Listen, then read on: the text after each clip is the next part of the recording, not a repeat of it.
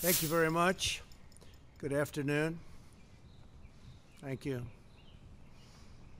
I'm here today to talk about our relationship with China and several new measures to protect American security and prosperity. China's pattern of misconduct is well known. For decades, they've ripped off the United States like no one has ever done before. Hundreds of billions of dollars a year were lost dealing with China, especially over the years during the prior administration. China raided our factories, offshored our jobs, gutted our industries, stole our intellectual property, and violated their commitments under the World Trade Organization. To make matters worse, they are considered a developing nation, getting all sorts of benefits that others, including the United States, are not entitled to. But I have never solely blamed China for this. They were able to get away with the theft like no one was able to get away with before because of past politicians and, frankly, past presidents. But unlike those who came before, my administration negotiated and fought for what was right. It's called fair and reciprocal treatment. China has also unlawfully claimed territory in the Pacific Ocean, threatening freedom of navigation and international trade.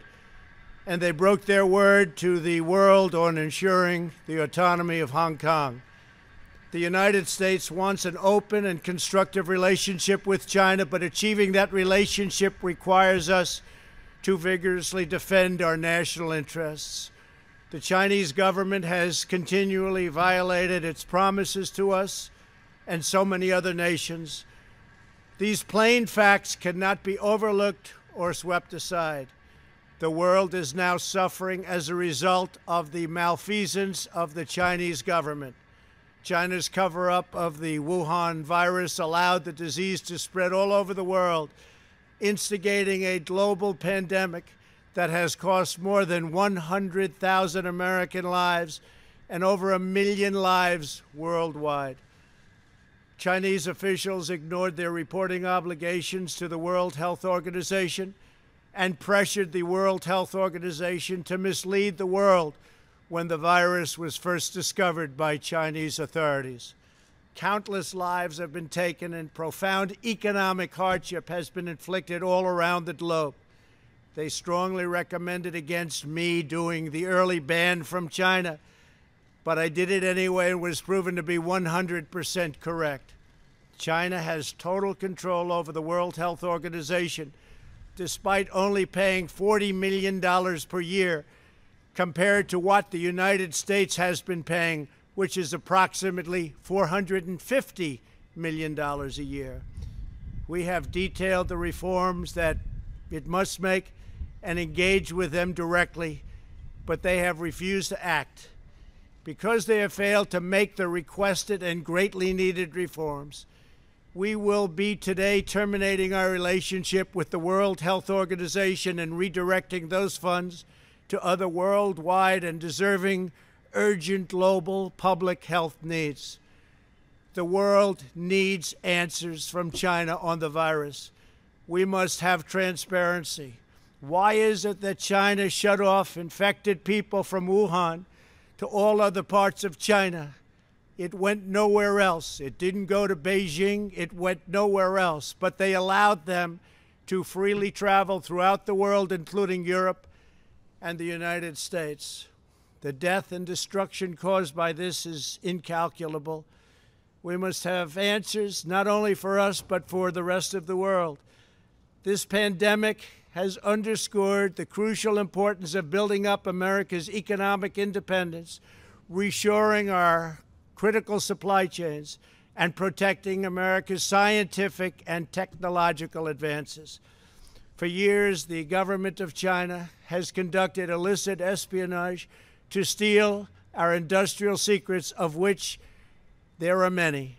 Today, I will issue a proclamation to better secure our nation's vital university research and to suspend the entry of certain foreign nationals from China who we have identified as potential security risks. I am also taking action to protect the integrity of America's financial system, by far the best in the world. I am instructing my presidential working group on financial markets to study the differing practices of Chinese companies listed on the U.S. financial markets with the goal of protecting American investors. Investment firms should not be subjecting their clients to the hidden and undue risks associated with financing Chinese companies that do not play by the same rules. Americans are entitled to fairness and transparency. Several of the most significant actions we're taking pertain to deeply troubling situations unfolding in Hong Kong. This week, China unilaterally imposed control over Hong Kong's security. This was a plain violation of Beijing's treaty obligations with the United Kingdom in the Declaration of 1984 and explicit provisions of Hong Kong's Basic Law. It has 27 years to go. The Chinese government's move against Hong Kong is the latest in a series of measures that are diminishing the city's long-standing and very proud status. This is a tragedy for the people of Hong Kong, the people of China, and indeed the people of the world. China claims it is protecting national security. But the truth is that Hong Kong was secure and prosperous as a free society.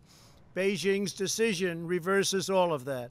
It extends the reach of China's invasive state security apparatus into what was formerly a bastion of liberty. China's latest incursion, along with other recent developments that degraded the territory's freedoms, makes clear that Hong Kong is no longer sufficiently autonomous to warrant the special treatment that we have afforded the territory since the handover. China has replaced its promised formula of one country, two systems with one country, one system. Therefore, I am directing my administration to begin the process of eliminating policy exemptions that give Hong Kong different and special treatment. My announcement today will affect the full range of agreements we have with Hong Kong, from our extradition treaty to our export controls on dual-use technologies and more, with few exceptions. We will be revising the State Department's travel advisory for Hong Kong to reflect the increased danger of surveillance and punishment by the Chinese state security apparatus. We will take action to revoke Hong Kong's preferential treatment as a separate customs and travel territory from the rest of China. The United States will also take necessary steps to sanction PRC and Hong Kong officials directly or indirectly involved in eroding Hong Kong's autonomy and just, if you take a look, smothering, absolutely smothering Hong Kong's freedom. Our actions will be strong. Our actions will be meaningful. More than 2 decades ago, on a rainy night in 1997, British soldiers lowered the Union flag and Chinese soldiers raised the Chinese flag in Hong Kong. The people of Hong Kong felt simultaneously proud of their Chinese heritage and their unique Hong Kong identity. The people of Hong Kong hoped that in the years and decades to come, China would increasingly come to resemble its most radiant and dynamic city.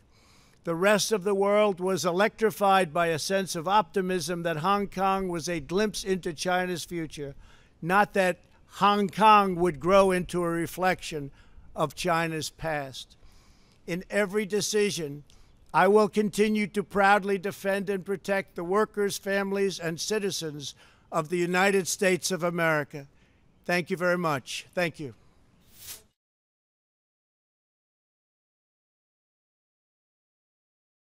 Thank you for watching. We're not going to be a socialist country. It's not going to happen. 那天令是乱美路。Thank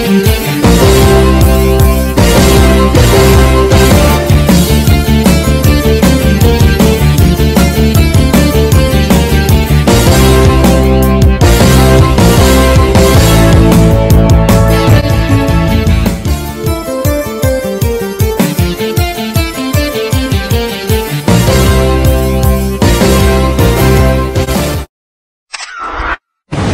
on một diện tham. Càng nhảy vô càng teo teo teo teo.